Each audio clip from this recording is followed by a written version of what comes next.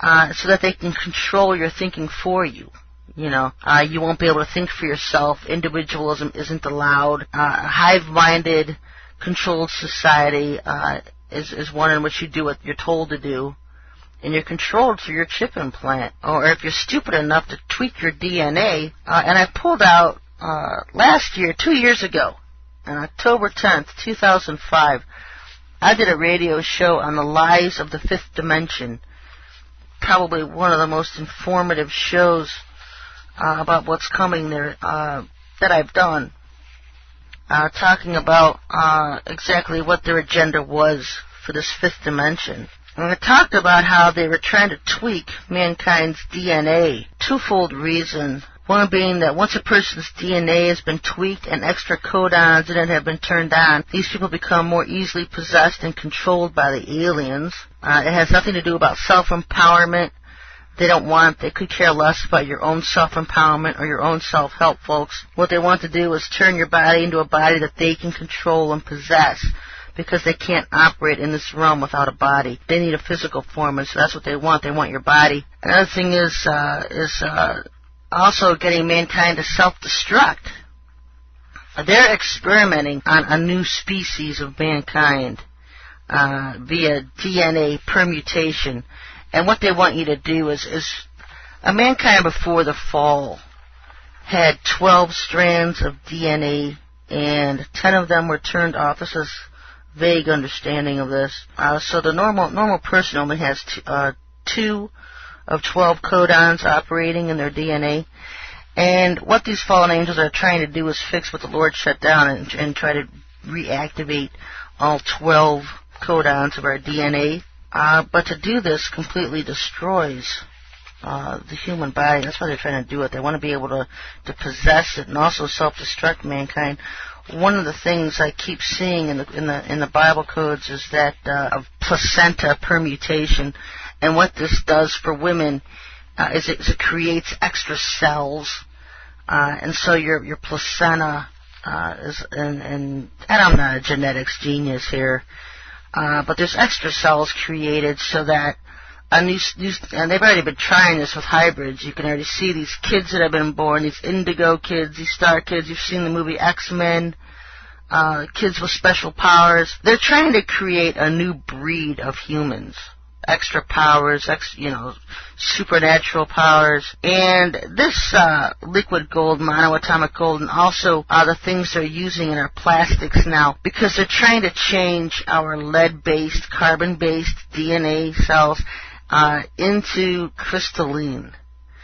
And that's why someone had sent me an article about plastics and how the chemicals in plastics are even breaking down the human body. And that's what they're doing with a lot of the food, a lot of the water, using everything they can to change our DNA from carbon-based to crystalline-based. And you look at the ultimate outcome. If you want to see the ultimate outcome, you could basically look at them. Because they go on and they harp on about how great these light bodies would be, turning everybody into homosexuals, basically, because it's a lot of estrogen. It messes up this gene permutation. Basically would gear everybody towards homosexualism. I don't know about the women. I know with the women that it changes giving birth from normal humans to these hybrids, this new species that they're trying to create. And they have no idea on a full scale what this is going to do to mankind. They don't care, folks. They don't care about your well-being. We're lab rats to them. We're guinea pigs.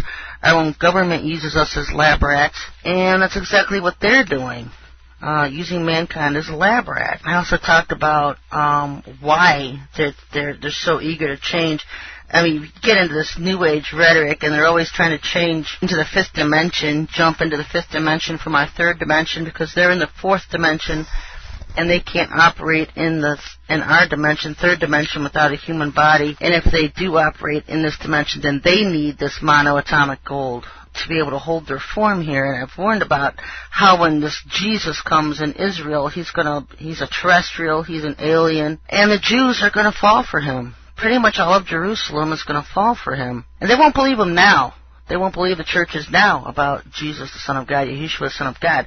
But when they bring out the IZL, this big satellite in the sky, and they have this big panoramic 3D view and presentation of history, and they show Jesus being nailed on the cross and walking and talking with his disciples or whatever, then Israel will believe it's him.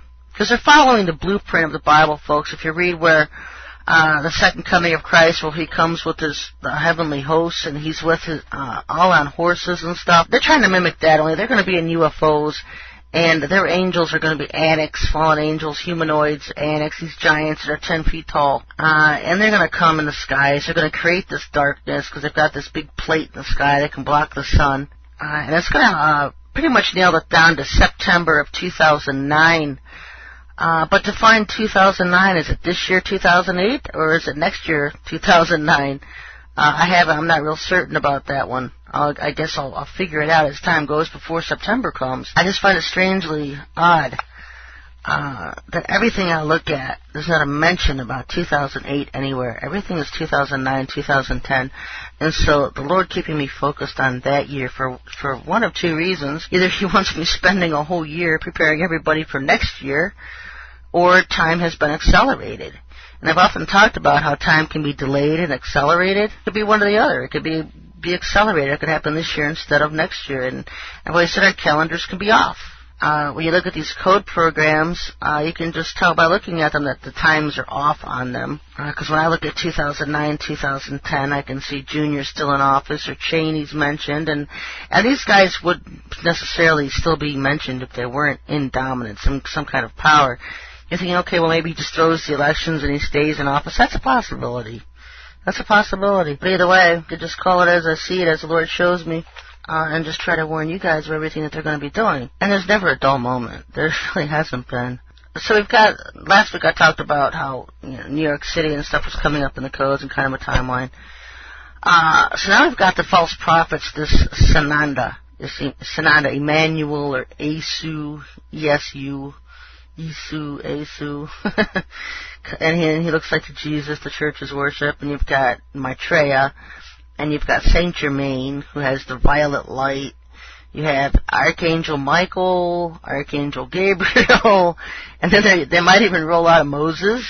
That one's really going to be confusing for the church, because they're going to roll out Moses with a fake Ark of the Covenant and get him a red heifer and get all ready to build this temple in Jerusalem.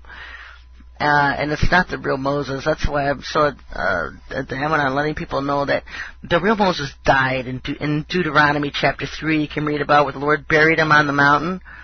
So he can't return as one of the two witnesses. I know the church is waiting for two witnesses to return.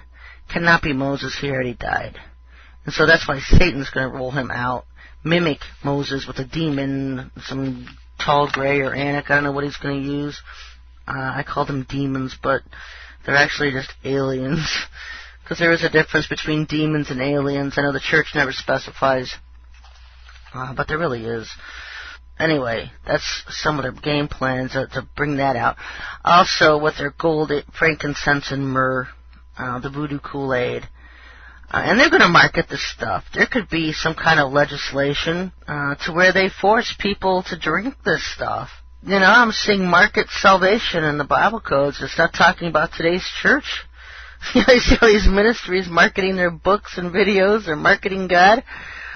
This is what he's going to do when he's here, Maitreya and Sananda. And I've always said I believe this Maitreya will come several months before the Sananda does. And he is the Middle Eastern-looking guy that will appear in the Middle East. Iran's hailing him as their Mahdi, their Messiah. Something interesting I stumbled in the codes today is that China will also accept him. That's why China's so dominant in the codes for these last days, besides the fact that their missiles and bombs are everywhere. They will also accept this Maitreya as being another one of their gods or messiahs